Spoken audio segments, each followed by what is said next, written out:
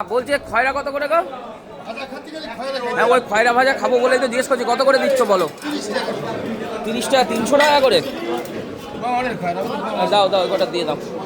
খয়রা মাছ নিয়ে কটা খুদের ভাত দিয়ে খাবো, খুদের ভাত ভাজা। হ্যাঁ খুদের ভাত, পুঁটিও দিয়ে দিলে। ওই পুঁটিও 30 টাকা শোয়ার মধ্যে ধরছো?